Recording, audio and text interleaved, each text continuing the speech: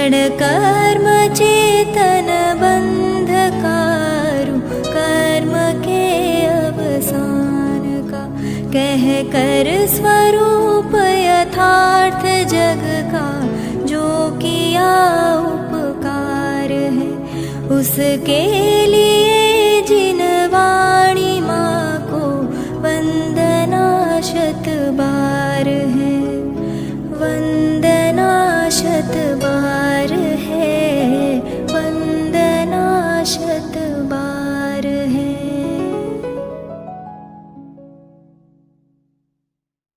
देह व्यूह मही जरा जिभय दे, दुखावली स्वापदे, विश्वासाति कराल काल दहने, सुष्यन्मनी यावने, नाना दुर्नय मार्ग दुर्गम तमे, द्रंमोहिनाम देहिनाम, जैनम दर्शनमेकमेव शरणम, जन्माटवी संकटे। आज मैंने जिस श्लोक का पाठ किया है उसे आज से 1000 वर्ष पहले आचार्य पद्म प्रभ मलधारी देव ने नियम सार ग्रंथ की टीका करते हुए लिखा है। नियम सार का ये 306 नंबर का कलश है, लगभग अंतिम कलश है। और इस कलश में जैन दर्शन को ही शरणभूत कहकर प्रणाम किया गया है। जैन दर्शन का आज हम मंगलाचरण कर रहे हैं, उसका मंगल स्मरण कर रहे हैं। तो वो जैन दर्शन क्यों मंगल भूत है, इसकी चर्चा इस श्लोक में आई है। बहुत ही मार्मिक श्लोक है, इसलिए आपका ध्यान आकर्षित करने के लिए आज इस श्लोक का पाठ किया। शार्दूल विक्रीडित छंद है।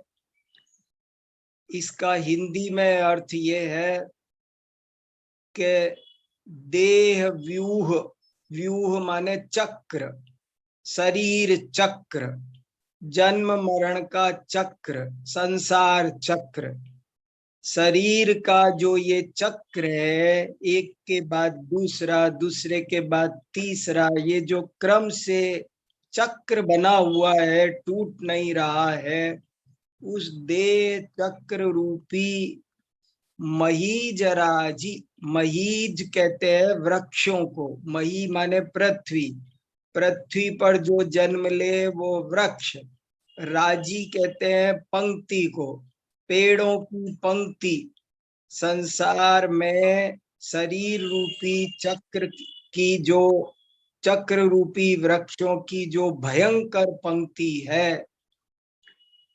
और दुखावली स्वापदे, स्वापद माने जंगल में जो खतरनाक जानवर होते हैं, सिंह आदि, उनको स्वापद कहते हैं। तो जो जंगल के दुख रूपी पंक्ति रूपी स्वापद जहां पाए जाते हैं, जहां पर शरीर के चक्र रूपी वृक्षों की भयंकर पंक्तियां हैं, जहां पर दुखों की पंक्ति रूपी बड़े खतरनाक पशु हैं, जहां पर विश्वासाति कराल काल दहने सुष्यन्मनीयावने, और जहां पर ऐसी कराल अग्नि जल रही है, विश्वासा सबका भक्षण कर जाए, ऐसी अत्यंत भयानक अग्नि जहां जल रही है कि जहां सब कुछ सूखा जा रहा है इस वन में। और कैसा है ये वन? संसार एक वन है, और वो वन ऐसा है कि जहां पर शरीर के चक्र रूपी वृक्षों की भयंकर पंक्तियां हैं, दुखावली रूपी भयंकर जंगली खतरनाक जानवर हैं, सबका भक्षण कर जाए ऐसी दावाग्नि जल रही है, जहाँ की सारी नदियां, जहाँ की सारी छाया सूख गई है, और जहाँ पर नाना दुर्नय मार्ग दुर्गम तमे, और जहाँ पर अनेक खतरनाक मार्ग हैं दुर्नय के कारण। ये दुर्नय शब्द पर विशेष ध्यान दीजिए। इस जन्माटवी में से, इस संसार रूपी जंगल में से निकलने के लिए खतरनाक मार्ग हैं, अनेक दुर्नय रूपी, नाना दुर्नय मार्ग दुर्गम तमे। नाना दुर्नयों के कारण जहां पर मार्ग मिलना बहुत दुर्गम हो गया है, दुर्गम तम हो गया है, अत्यंत दुर्गम हो गया है। इस संसार रूपी वन में इतने दुर्नय चलते हैं, इतने दुर्नय चलते हैं कि रास्ता मिलना दुर्गम तम हो गया है। और जीव दृग मोही है, दर्शन मोही है, मिथ्या दृष्टि है, जिनको मिथ्यात्व का विष चढ़ा हुआ है, ऐसे दर्शन मोही देही नाम मन जीवा नाम, मिथ्या दृष्टि जीवों के लिए जैनम दर्शन मेकमेव शरणम, एक जैन दर्शन ही शरणभूत है। जन्माटवी संकटे, जन्म माने संसार, अटवी माने जंगल, संसार रूपी वन में, वन के संकटों में एक जैन दर्शन ही शरणभूत है, वही सहारा है। उसी से, उसी की शरण में जाकर के ये जीव शरीर के चक्रों से बच सकता है, दुख रूपी स्वापदों से बच सकता है, भयंकर दावाग्नि से बच सकता है, भयंकर सूखे से बच सकता है। सूखा पड़ गया है पूरे जंगल में, और जो निकलने का रास्ता है वो भी दुनिया में इतने दुर्नय चलते हैं कि कोई जीव को रास्ता मिलना वो बहुत कठिन हो गया, और आए दिन, दिन प्रतिदिन कठिन होता जा रहा है। दुनिया में इतने दुर्नय के मार्ग प्रचलित हैं, होते जा रहे हैं कि उनकी वजह से मिथ्या दृष्टि जीवों को उस संसार रूपी अटवी में से बाहर निकलना वो बहुत ही दुर्गम होता जा रहा है। ऐसे ऐसे संसार रूपी वन में एकमात्र जैन दर्शन ही शरणभूत है, क्योंकि वही अनेक दुर्नयों से रहित है, क्योंकि वही स्यादवाद मार्ग है, क्योंकि वही प्रमाण नय से संस्कृत मार्ग को दिखाकर सुगमतम बनाता है। नाना दुर्नयों से मार्ग दुर्गम बनता है, और सुनयों से वही मार्ग सुगम बन जाता है। तो ऐसा ये बहुत ही सुंदर मंगलाचरण मुझे लगा पढ़ते हुए, इसलिए आपको सुनाया कि देखो कितनी बढ़िया बात आचार्य पद्म प्रबलधारी देव लिख रहे हैं। और एक बात की और मेरा ध्यान गया एक तो दुर्नय शब्द पर मेरा ध्यान गया। दीपाली जी, विश्वासा है, विश्वासा, सबको खा जाएगी, ऐसी भयंकर दावाग्नि जल रही है इस संसार रूपी अटवी में। ऐसी कराल काल अग्नि जल रही है, काल मारक, ऐसी माहक मारक अग्नि जल रही है, मानो किसी को नहीं छोड़ेगी, सबको खा जाएगी, ऐसी कराल काल दहन अग्नि है। और नाना दुर्नय मार्ग हैं, जिसके कारण रास्ता मिलना बहुत दुर्गम हो गया। ऐसे में जीवों को रास्ता बताने वाला इतने दुखों में से, जैसे कोई जलती हुई बिल्डिंग में से कोई फायर ब्रिगेड का जवान घुस करके किसी बालक को, वृद्ध को बाहर निकाल लाता है, ऐसे ही ये जैन दर्शन है। विषय चाह दवदाह जगत जन अरनि दजावे, तास उपायन आन ज्ञान घन घान भुजावे। दुनिया में भयंकर आग लगी हुई है और निकलने के रास्ते भी दुर्नय रूप फैले पड़े हैं, और जीवों की दृष्टि मिथ्यात्व के कारण वैसे ही अंधी हो रही है। तो ऐसे में इस संसार रूपी अटवी से बाहर निकलने के लिए कोई सरल मार्ग है, कोई सुगम मार्ग है, कोई समीचीन मार्ग है, कोई शरणभूत है, कोई आश्रय लेने लायक है, जिसकी छाया में जाना चाहिए, वो है जैन दर्शन। जैन दर्शन ही एकमात्र, एकम एव जैनम दर्शन एकमेव शरणम, एकमात्र जैन दर्शन ही शरणभूत है। वरना तो इस संसार में संकट ही संकट है। संसार को बहुत आचार्यों ने जंगल की उपमा दी। इस मनुष्य ने इस दुनिया को कई तरह की व्यवस्थाओं से बदलने की कोशिश की।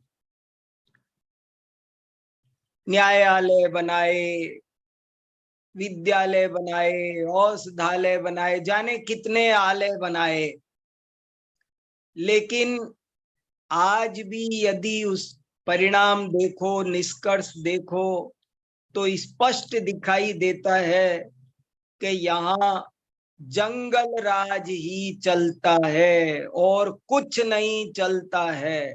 कोई न्याय होता हो किसी के साथ, ऐसा कोई उसका फैसला कर दे, कोई किसी को सुखी कर दे, कोई किसी को दुखी कर दे, ऐसी स्थिति नहीं है।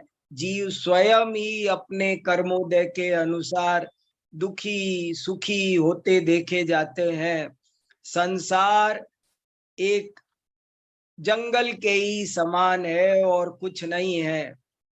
इसलिए कितना सुंदर ये मंगलाचरण है।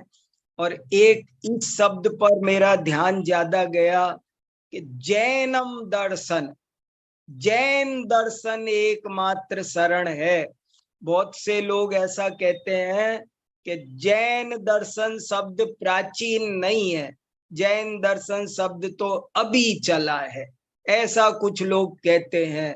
लेकिन भाई, जैन दर्शन शब्द बहुत प्राचीन है। जैन शब्द आज का नहीं है। बहुत लोग ऐसा कहने लगे आजकल।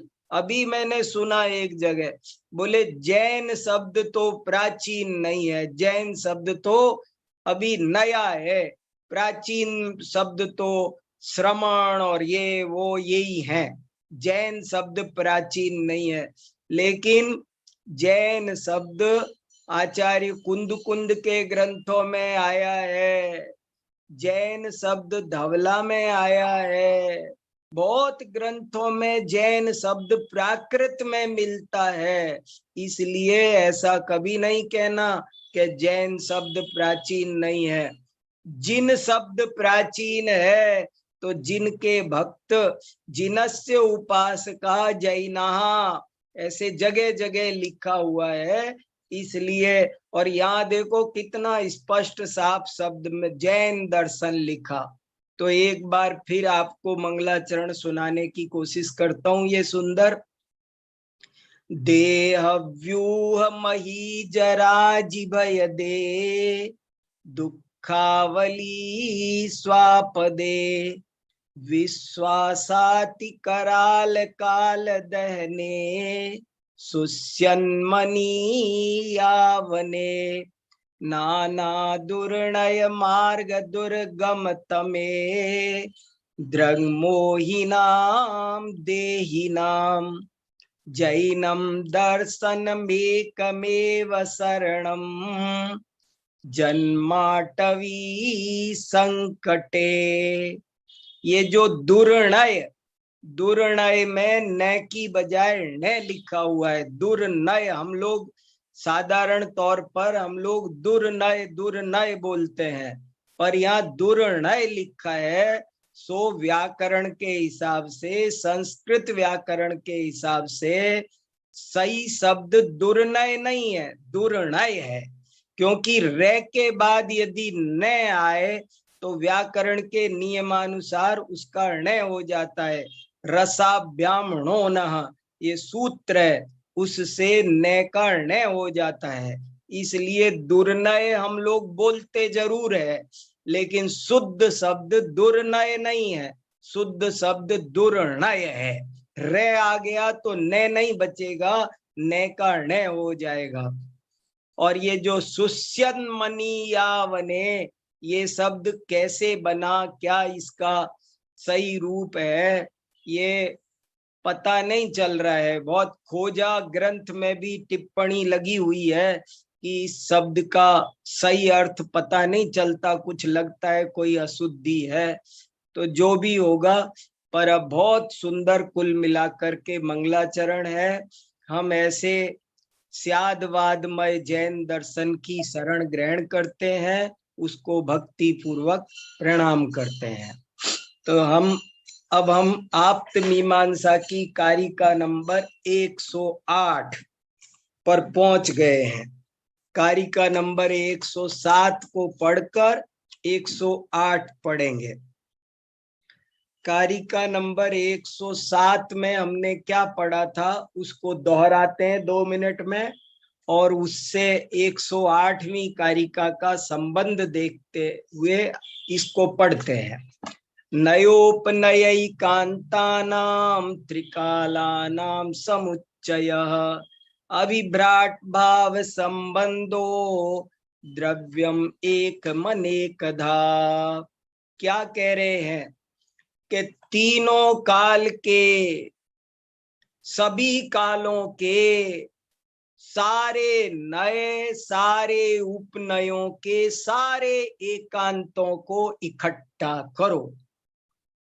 यदि तीनों कालों के सभी नए उपनय संबंधी सारे एकांतों को इकट्ठा किया जाए तो उसी का नाम प्रमाण है।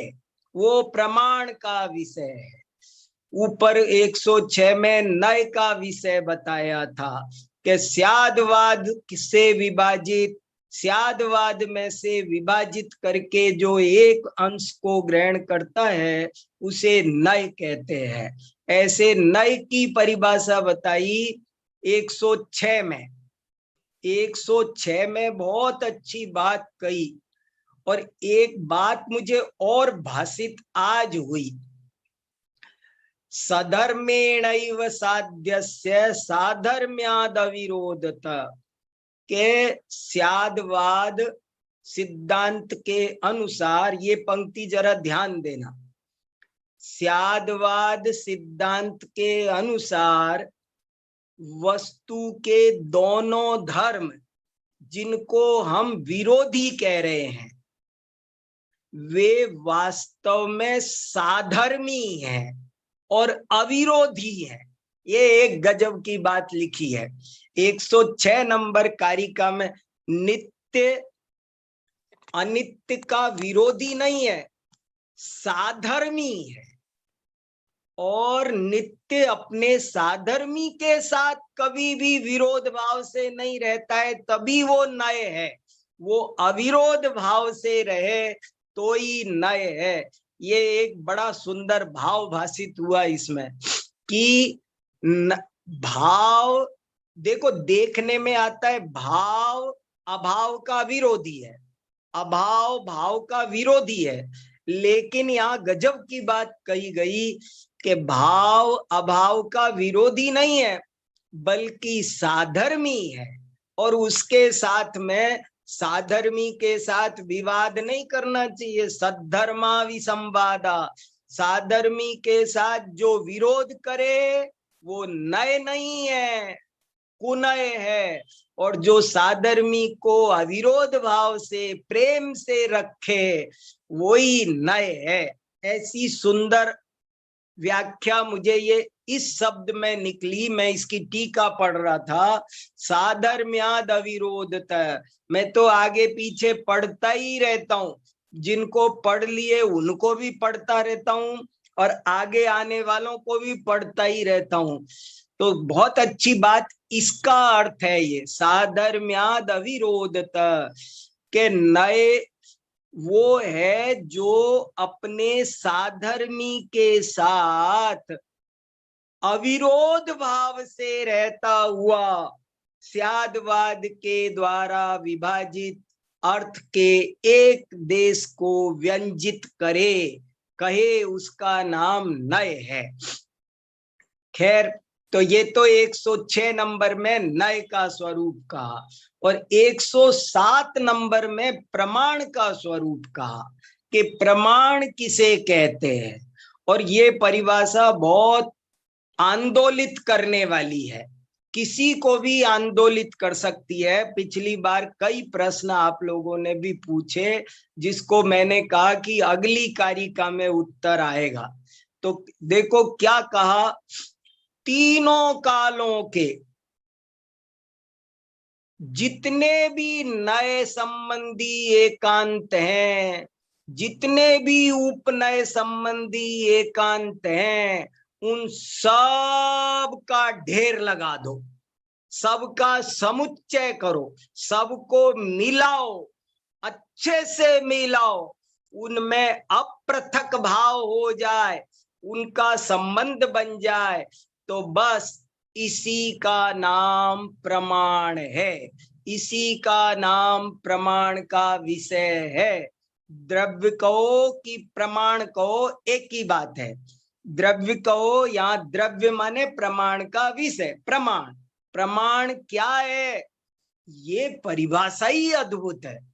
प्रमाण किसे कहते हैं, तो कह रहे हैं तीनों कालों के जितने भी एकांत हैं उन सब को मिला दो, तो इसी का नाम प्रमाण है। सारे एकांतों के मिलने का नाम प्रमाण है। ये बात 107 में कही। अब 108 पढ़ते हैं।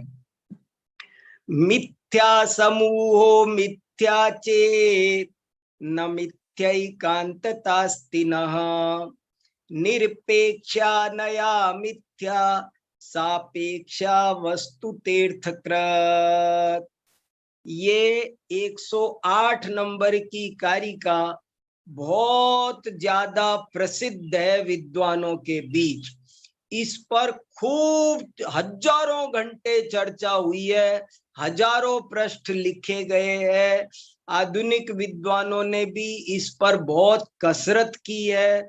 और जो नीचे की पंक्ति है इस श्लोक की 108 नंबर की, वो तो कम से कम 1000 ग्रंथों में उद्धृत है। 1000 ग्रंथों में आपको ये नीचे की लाइन उद्धृत मिलेगी। उद्धृत, समंत भद्राचार्य को इस लाइन से जाना जाता है। ये जो नीचे की लाइन है, निरपेक्षा नया मिथ्या सापेक्षा वस्तु तीर्थकृत, ये एक सामान्य श्लोक नहीं है, बल्कि ये एक सूत्र है बहुत बड़ा सूत्र है, ये बहुत सुगठित सूत्र है। और सूत्री नहीं, नए चक्रकार ने तो इसे मंत्र कहा है। ये मंत्र है। वो श्लोक ढूंढकर मैं आपको कल बताने की कोशिश करूंगा। नए चक्र में इस पंक्ति को मंत्र कहा है कि ये मंत्र है, ये सूत्र ही नहीं, सूक्ति ही नहीं, ये कसौटी है, कसौटी। जैसे सोना का परखना है तो जैसे कसौटी चाहिए, ऐसे ही क्या मिथ्या है और क्या सम्यक है, ये कसना हो, ये देखना हो तो ये कसौटी है। निरपेक्षा नया मिथ्या, ये बिल्कुल जैसे आकाश में लिख दी गई ऐसी विशाल, उदार, बहुत ही महत्वपूर्ण पंक्ति है ये। अब देखो क्या कह रहे हैं प्रदीप जी, पूछ रहे हैं कि 107 नंबर में कहा कि द्रव्य एक भी है, एक अनेक भी है। तो इसकी चर्चा हमने पिछली बार कर ली थी। जो प्रमाण का विषयभूत वस्तु है वो फिर एक रही कि अनेक। जब तीनों काल के सभी एकांतों का समुच्चय करके प्रमाण बना तो प्रश्न है कि अब वो एक है कि अनेक। तो उन्होंने उत्तर दिया वो कथनचित एक है और कथनचित अनेक है।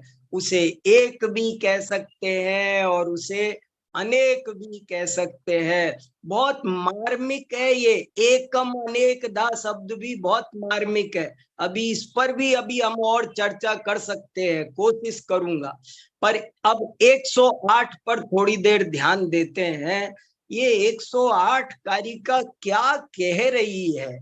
कोई बहुत ऊंची बात हमको दिखाने आई है।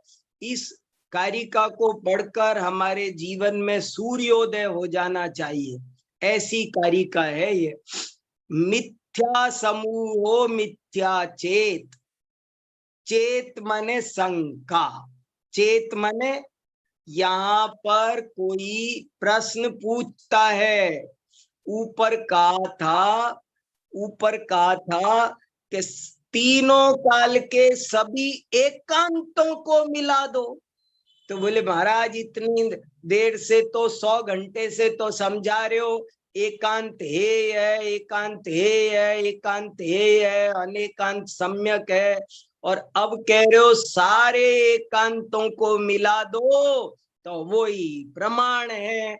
तो ये बताओ हमको जरा कि ये मिथ्याओं का समूह जब बनेगा, सारे एकांत मिथ्या है और इनका ही आप समूह करने को कह रहे हो, तो इनका समूह मिथ्या ही तो रहेगा ना। मैं बहुत सीधी भाषा में कहूं, जो हमारे यहाँ चर्चा चलती है कि भाई 100 झूठ मिला देखेंगे, 100 झूठ मिलाकर क्या एक सच बन जाएगा? आप कह रहे हो सारे एकांतों को मिला दो, बस यही प्रमाण है, यही अनेकांत है, यही स्यादवाद है। तो बोले वो सारे को मिलाएंगे तो वो तो सारे मिथ्या ही मिथ्या हैं। सारे मिथ्याओं को मिला करके मिथ्या ही तो बनेगा महाराज, सम्यक कैसे बन जाएगा? ये एक बहुत ऊंची बात उठाई गई है और इसको आप हमको सबको शांति से समझना है। मिथ्या समूहो मिथ्या चेत, यदि कोई कहे कि इन मिथ्याओं का जो समूह बनाओगे आप तो वो तो फिर मिथ्या ही रहेगा ना। तो उत्तर ना, नहीं, ऐसी बात नहीं है। मिथ्याओं का समूह मिथ्या ही रहेगा। प्रश्न बोले नहीं, ऐसी बात नहीं है। मिथ्या एकांतता नास्ति। यहाँ पर हमारे यहाँ एक सब इनको मिला करके मिथ्या एकांतता का मिथ्या एकांत नहीं बनेगा। नहीं है, मिथ्या एकांतता नहीं है, स्वीकार करते हम। न माने हम, देखो दो न आए हैं, एक तो चेत में न छुपा हुआ है, वो उसका मतलब है नहीं, और आगे जो न में विसर्ग लगा हुआ है उसका मतलब है हम स्यादवादियों के मत में। न माने हमारे मत में, जिन शासन में, स्यादवादियों के मत में मिथ्या एकांतता नहीं होती है। हमारे यहाँ एकांत सर्वथा मिथ्या नहीं होता है। मिथ्या एकांतता नहीं है, इसका क्या मतलब हुआ कि एकांत भी सर्वथा मिथ्या नहीं होता है, एकांत भी कथनचित मिथ्या होता है और कथनचित सम्यक होता है। तुम कह रहे हो कि मिथ्याओं का समूह मिथ्या ही तो रहेगा, तो उत्तर दे रहे नहीं, एकांत सर्वथा मिथ्या नहीं होते हैं, वे कथनचित सम्यक भी होते हैं। बोले ये क्या बोले आप? बोले हाँ, यदि वे सब निरपेक्ष रहते हैं तो वे मिथ्या हैं, और यदि वे सापेक्ष हो गए तो वे वस्तुभूत है, अर्थ क्रियाकारी हैं, सम्यक हैं, सच्चे हैं। तो वो एकांत भी दो तरह का है, एकांत भी दो तरह का है, मिथ्या एकांत और सम्यक एकांत। कब मिथ्या होता है और कब सम्यक होता है? बोले यदि वो निरपेक्ष हो तो मिथ्या समझना, और यदि वो सापेक्ष हो तो उसे सच्चा एकांत समझना, सम्यक एकांत समझना। अब यहाँ आपको हमको थोड़ा सावधानी से आप सब चिंतन करो, और अपने मन का कोई भी प्रश्न हो तो एकदम खोल कर रखो। सम्यक एकांत किसे कहते हैं, मिथ्या एकांत किसे कहते हैं, इन दोनों मुद्दों पर चिंतन होना है। और इस बात पर भी चिंतन होना है कि क्या 100 झूठ मिलकर एक सच बनते हैं? मिथ्याओं का समूह मिथ्या बनता है, सारे मिलकर, सारे तीनों काल के सारे एकांत मिलकर क्या सम्यक बन जाएंगे? ऐसी ही एक कारिका सन्मति सूत्र में भी आती है, उसे भी हो सका तो मैं खोज के बताऊंगा आपको कि सब वो याद थी मेरे को थोड़ा सा, क्या है उसका कुछ है, भद्दम मिथ्या दंशन समूह मय्यस्य, सारे मिथ्या दर्शनों को मिला दो तो एक सम्यक दर्शन बन जाएगा, ऐसा सन्मति सूत्र में लिखा है। सारे मिथ्या दर्शन, दर्शन माने मान्यताएं, सारे मिथ्या दर्शनों को मिला दो तो एक सम्यक दर्शन बन जाएगा, ऐसा साफ साफ लिखा है। आपको हमको सबको सोचना है। देखो बहुत लोगों को ये बात सुनी भी नहीं जाती है, ऐसा कैसे हो सकता है, सारे मिथ्या मिल करके कैसे एक सम्यक हो सकते हैं? लेकिन भाई साहब, इसमें जो ये मिलना शब्द लिखा है ये बहुत मार्मिक है, इस पर ध्यान देना चाहिए। और ऊपर 107 में तो 2 दफे मिलना लिखा कि उनका समुच्चय होना चाहिए, और ऐसा समुच्चय होना चाहिए कि उसमें अविभ्राट भाव संबंध हो जाए, अपृथक भाव हो जाए, वो मिल जाए जोर से। ठंडाई किसका नाम है? एक कटोरी में दूध रख दो, दूसरी में बादाम रख दो, तीसरी में, और सबको ऐसे ही उठा के एक भगोने में डाल दो तो ठंडाई है? या उनके मिलने का भी कोई अर्थ है कि नहीं है? मिलने शब्द में बहुत कुछ लिखा हुआ है, इसलिए घबराने की कोई बात नहीं है। देखो लड़का लड़की, लड़के और लड़की के मिलन को विवाह कहते हैं। लड़के और लड़की, एक लड़का एक लड़की, इनके मिलन का नाम विवाह है। तो एक लड़का एक लड़की पास में जाके बैठ जाए पार्क में तो हो गया विवाह? नहीं, अरे मिलन का मतलब नहीं समझे आप। मिलन का नाम अद्भुत, मिलन होने से बात बदल जाती है, वो चीज वो मिथ्या रहती नहीं है। देखो एक और उदाहरण दिया आचार्यों ने कि सारी नदियां मिलकर के समुद्र बन गई। समुद्र, समुद्र में गंगा, यमुना, गोदावरी, सरस्वती, साबरमती, सारी नदियां समुद्र में गई। अब समुद्र में गई तो समुद्र में जाने के बाद क्या गंगा गंगा बची? यमुना यमुना बची? यमुना यमुनापने का अस्तित्व रख कर समुद्र में मिल सकती है, गंगा गंगापने का अस्तित्व बचाकर समुद्र में मिल सकती है? कभी नहीं मिल सकती है। गंगा को गंगापना छोड़कर समुद्र बनना पड़ेगा। ये मिलन है। मिलन किसका नाम है? उस बालिका को, लड़की को, लड़के को मिलना होगा, एक दूसरे को स्वीकार करना पड़ेगा। वो बड़ी बात है, बहुत बड़ी बात। विवाह मामूली बात नहीं है, इसलिए ये एक बहुत ऊंची बात है। यदि वे नहीं मिल सके, यदि वे निरपेक्ष रह गए तो वे मिथ्या ही रह जाएंगे। ये भी तो कह दिया है, यदि वे निरपेक्ष रह जाएंगे तो मिथ्या ही है। लेकिन यदि वे ठीक से मिल जाएं, जैसा मिलना चाहिए, तो वे सम्यक बन जाएंगे।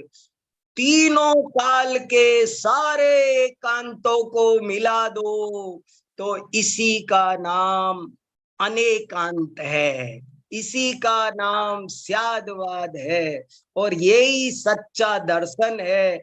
ऐसी बात यहाँ साफ साफ कही है। मैं आपका ध्यान और जरा सा गहरा करना चाहता हूं।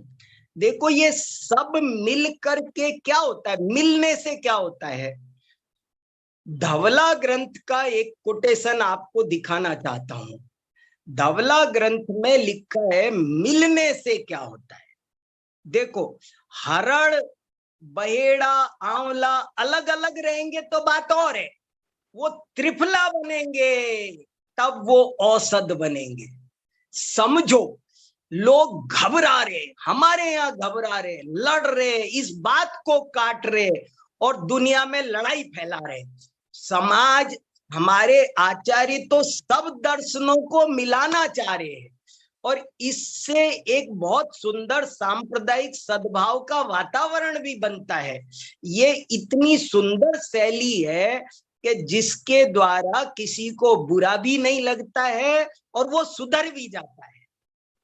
आप इस पर सोचो, शांति से सोचो। कट्टरता अच्छी नहीं होती है, बेकार की एकांत कट्टरता। थोड़ा जैन दर्शन का क्या स्वरूप है वो हमें समझना है। वो बहुत साफ, बड़े अच्छे ढंग से बात को कह रहे हैं। मैं धवला वाले स्टेटमेंट पर आपका ध्यान आकर्षित करता हूं, आप इसको पढ़ना, और नहीं समझ में आए तो मेरे से कहना। देखो अभी इस पर चर्चा करना बहुत अच्छे से। मैं थोप नहीं रहा हूं आप पर, लेकिन एक नहीं 100 आचार्यों ने ऐसा लिखा है कि सारे मिथ्या दर्शनों को मिला दो तो एक जैन दर्शन बन जाता है। और ये बात 100% सही है, इसमें कोई गलती नहीं है। ये बात हम सबको समझनी पड़ेगी, अच्छे से समझनी पड़ेगी। इस देखो क्या लिखा धवला ग्रंथ में 15वीं पुस्तक में लिखा, देखो को अणेयंतो नाम। देखो ध्यान दो, प्राकृत में लिखा को अणेयंतो नाम। अनेकांत किसका नाम है महाराज? जतंतरत्तम। अनेकांत किस, हिंदी देखो, अनेकांत किसको कहते हैं? जात्यंतर भाव को अनेकांत कहते हैं। अरे जब वो चीज मिलकर एक रस हो जाएगी। देखो अर्थात अनेक धर्मों या स्वादों के एक रसात्मक मिश्रण से जो जात्यंतरपना आया, अलग जात्यंतर माने एक अलग ही जाति का, एक तीसरी जाति बनी है। आप कैसी बात कर रहे हो? वो देखो, गुड़ का स्वाद अलग है, रोटी का स्वाद अलग है, और गुड़ और रोटी मिला दो तो किसका स्वाद है? तीसरा स्वाद है वो। इसलिए मिलना, सबके मिलने का नाम सम्यक दर्शन है। इसको कहने में कभी संकोच नहीं करना। और ये एक बहुत महत्वपूर्ण बात है, हमारे आचार्यों ने कही है, और इसको कहने के पीछे एक बहुत बड़ी वाक चातुरी भी है, एक चतुराई है। ये एक व्यावहारिक उपदेश है और बड़ी कुशलता के साथ में दिया गया उपदेश है। और बाकी तो हम स्यादवादी हैं। अभी जैसे कोई मेरे से पूछे, सारे मिथ्या दर्शनों को मिलाकर एक सम्यक दर्शन बनता है क्या? तो हमारा उत्तर आप जान गए, स्यादस्ति स्यादनास्ति, स्यादस्ति स्यादनास्ति। हमको कहाँ दिक्कत है? अरे भाई साहब, वो यदि निरपेक्ष मिल नहीं रहे, मिलना चाहिए ना। अगर वे मिल नहीं रहे तो वह सम्यकता को प्राप्त नहीं होंगे। सांख्य दर्शन को बौद्ध दर्शन के साथ मिलना पड़ेगा, तभी नित्यानित्य की स्थिति सम्यक बनेगी। ऐसे बहुत सारी बात है, बहुत ही सुंदर क्रांतिकारी कारिका है। आप सब इस पर चिंतन करो। मेरे को जैसा समझ में आया वैसा आपके सामने रखा। अब आप लोगों को जो भाव भाषित होता हो वो कहो भैया। मैं तो और भी बहुत सारी बातें कहना चाह रहा था, पर अभी सब छूट गई है, कल आएंगी सब। इसी पर रह गया सारा ध्यान। देखो संदेश भैया, बहुत कमाल की कारिका है। इसको समझो और ये टोन बनाओ, ये दुनिया को सबको समझना पड़ेगा, इसके अनुसार चलना पड़ेगा। ये जिन शासन की प्रभावना का सूत्र भी है, और ये जबरदस्ती बनाया गया नहीं है, ये झूठा नहीं है, ये सच्चा है।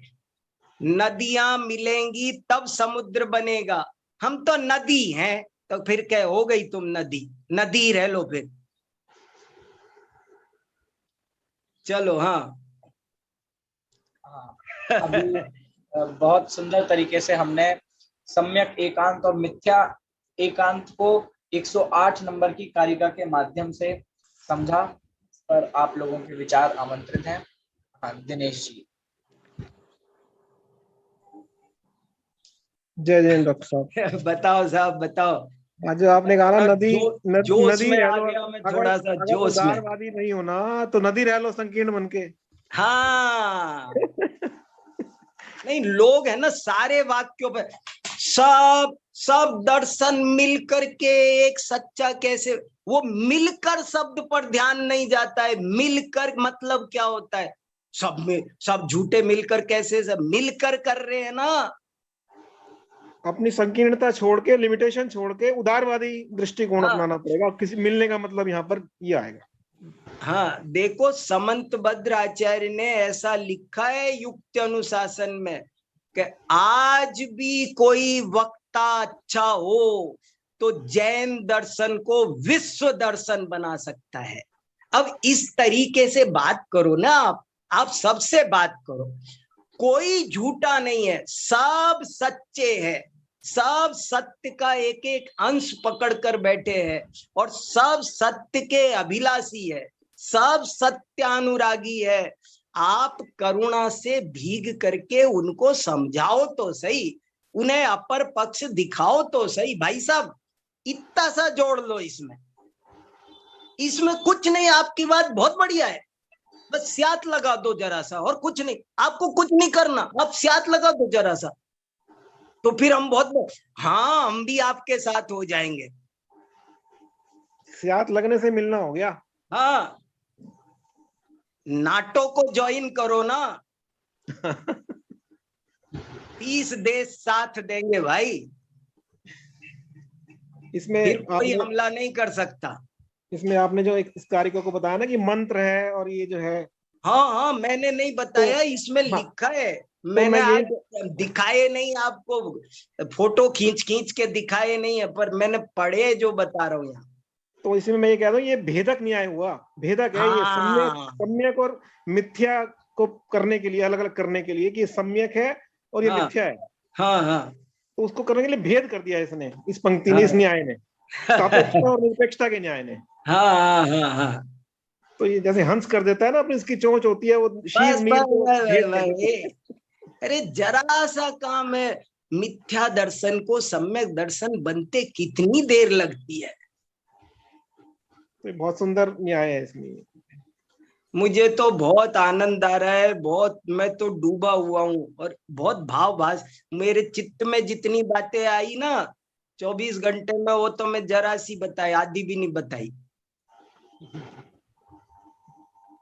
वो झूठ को झूठी इसलिए कह रहे हैं कि निरपेक्ष है, नहीं तो वो सत्य हाँ ये झूठी इसलिए बोलते हैं कि निरपेक्ष है, और हाँ, सापेक्षता का नाम ही सत्य है।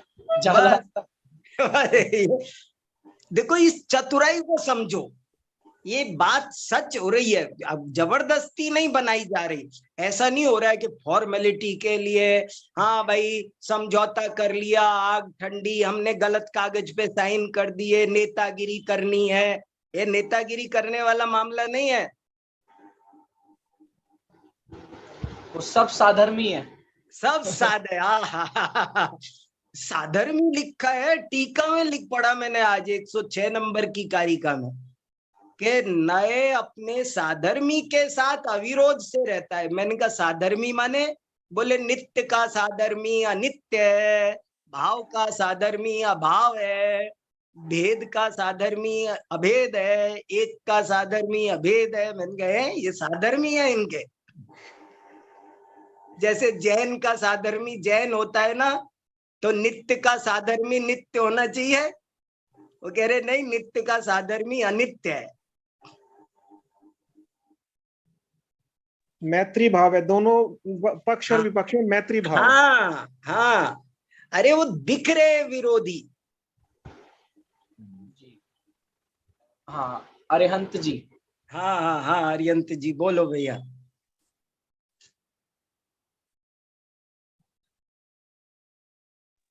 हाँ अनम्यूट कीजिए आप।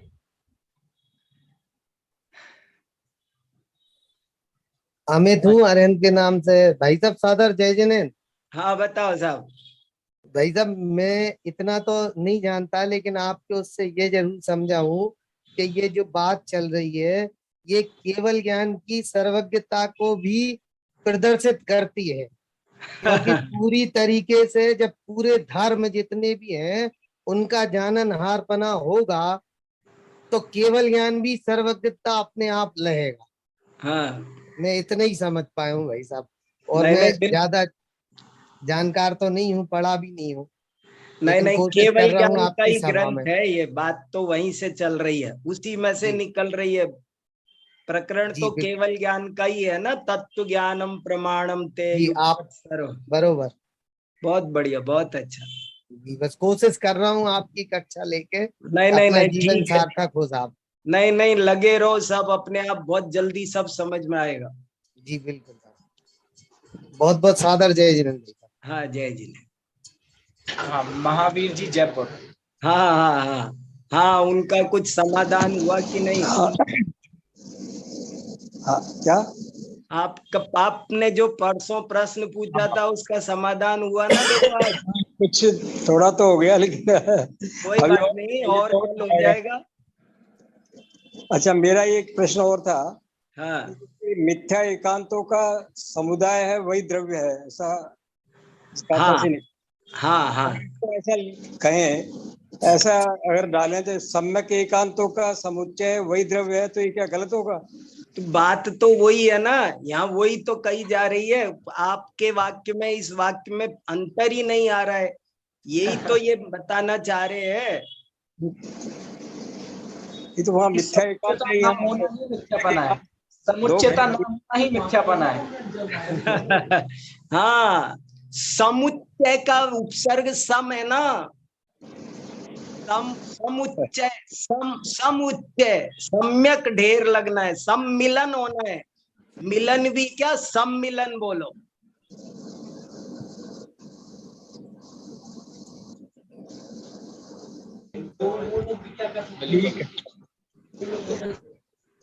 हाँ दीपाली जी।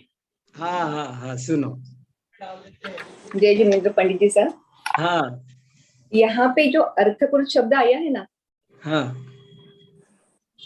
तो यहाँ पे उनका कहना वही है ना कि एकांत से आप पकड़ोगे तो हाँ। अर्थ क्रिया नहीं होगी। हाँ हाँ है जैसे हाँ जल धारण करना ये घट का अर्थ क्रिया है ना उसकी। सही है।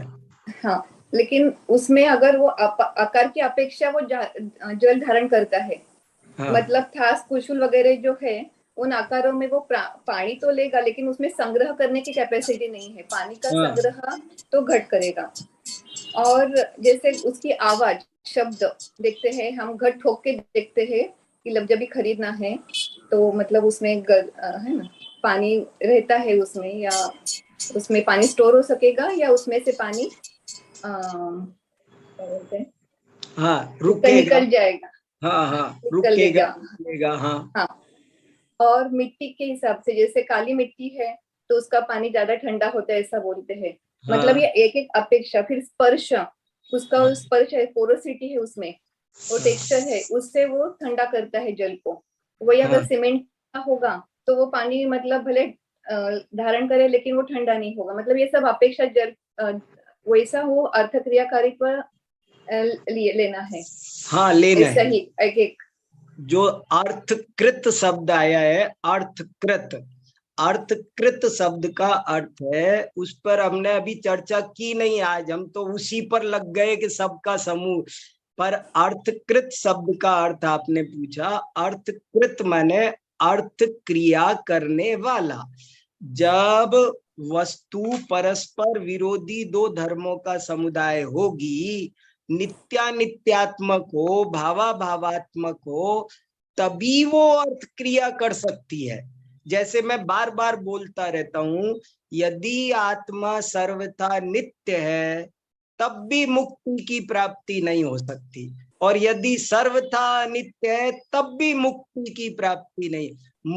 मोक्ष और मोक्ष मार्ग की सारी व्यवस्था तभी सुतराम सिद्ध होती है जब आत्मा नित्य भी हो अनित्य भी हो। ये अर्थ क्रियाकारित्व है।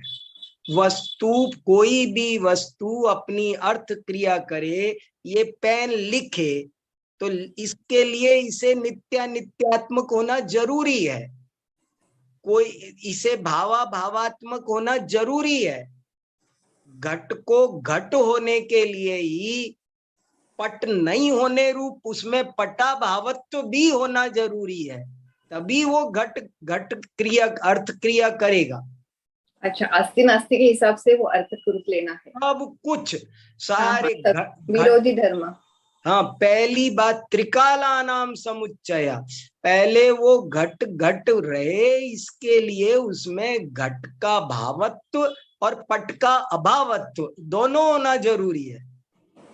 फिर नित्य अनित्य भेद अभेद सब हो तो वो घट अपना जल धारण आदि, जलाहरण आदि क्रियाओं को करे, नहीं तो ना कर सके।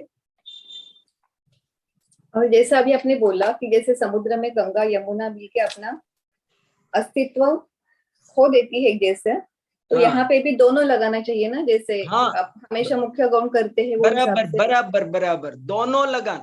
वो खो दे, कोई के खो देती है, नहीं खोती है, खो भी देती है, नहीं बताओ, सोचो ना, वो खो भी देती है, नहीं भी खो। वो जब आप कल्पना करो कि सांख्य दर्शन, बौद्ध दर्शन, वेदांत, मीमांसा, न्याय, वैशेषिक सब मिले तो मिलकर वे अलग अलग रह जाएंगे क्या? अरे देखो, अभी बहुत चर्चा आने वाली है कि शाखाओं के समूह का नाम वृक्ष है, सैनिकों के समूह का नाम सेना है। तो सैनिक है कि नहीं?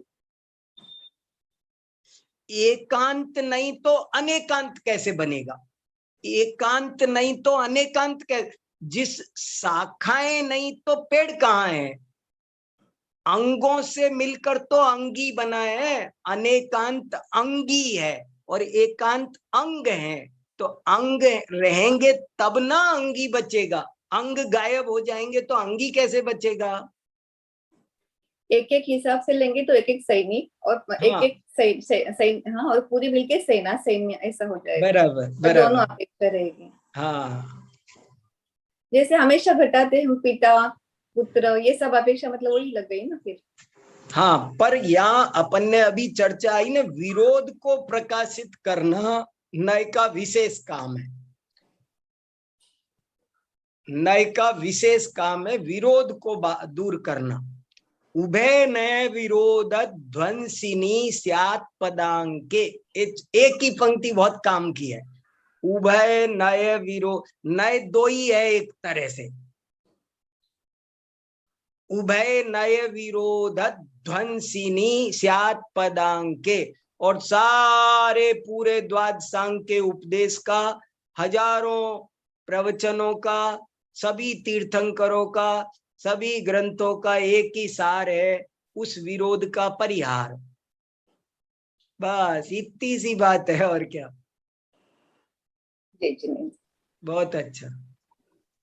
अभी जो द्रव्य की परिभाषा पढ़ी, सब नय और उपनय के समूह को द्रव्य कहते हैं। तो यहाँ पर जो नय है, नय में सब कुछ गर्भित हो जाता है। जैसे परिभाषा आती है गुण पर्याय व द्रव्यम, गुण पर्याय के समूह को द्रव्य कहते हैं। तो जो नय है, सब गुण, अनंत गुण क्या है? अनंत धर्म ही तो है, वो अनंत नय ही तो है। अनंत पर्याय, अब जो पर्याय है तो कालात्मक नय भी है, भूत, नैगम नय, वर्त, मतलब काल की अपेक्षा भी नय है। और धर्मों की बात करें, गुणों की बात करें, पर्याय की बात करें, सबको यदि एक नाम से बोला जाए तो नय ही मिलता है। तो यहाँ पर नय शब्द भी बहुत महत्वपूर्ण, समूह, नय के समूह को द्रव्य, ये बात भी बहुत महत्वपूर्ण है। भाई साहब, यहाँ पर ये जो बात कही कि द्रव्य एक भी है, अनेक भी है, तो इसकी प्रासंगिकता समझ में नहीं आई बहुत ज्यादा। अरे उसकी प्रासंगिकता भी यही हुई ना, जो अभी अपन चर्चा कर रहे हैं कि वो मिल जाएंगी नदियां तो उनका अस्तित्व रहेगा कि खत्म हो जाएगा। आज प्रमाण के विषय में सब अनंत धर्म है, तो अनंत धर्म मिलकर के एक वस्तु बन रही है या सब पृथक पृथक पड़े हैं? सही सही, पृथक पृथक नहीं है, इसलिए अपृथक भाव है उनमें, इसलिए वो एक वस्तु है। लेकिन धर्म अनेक हैं, गुण अनेक हैं, पर्याय अनेक हैं, उस अपेक्षा से देखो तो वही वस्तु अनेक है। एक ही वस्तु प्रमाण का विषय ही, जो नए उपनयों का, त्रिकालों का समुच्चय हुआ, वो एक है कि अनेक है? कि समुच्चय हो गया, ये तो एकत्व है।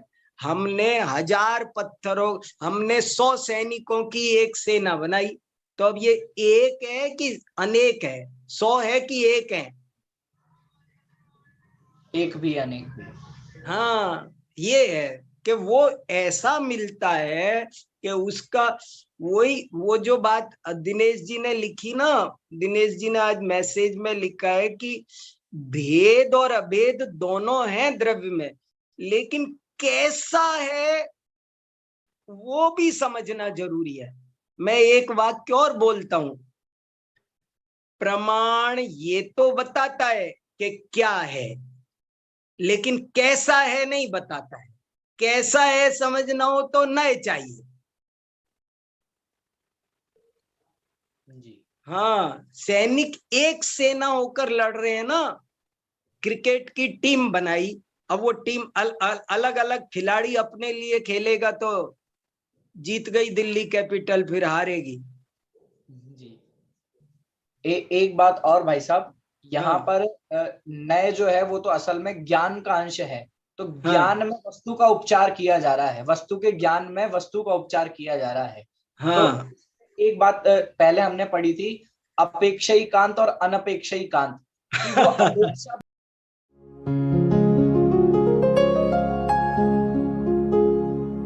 निज निधि निज में बताए, यह अनंत उपकार है उसके लिए जिन वाणी माँ को वंदना शत बार है, वंदना शत बार है, वंदना शत बार है।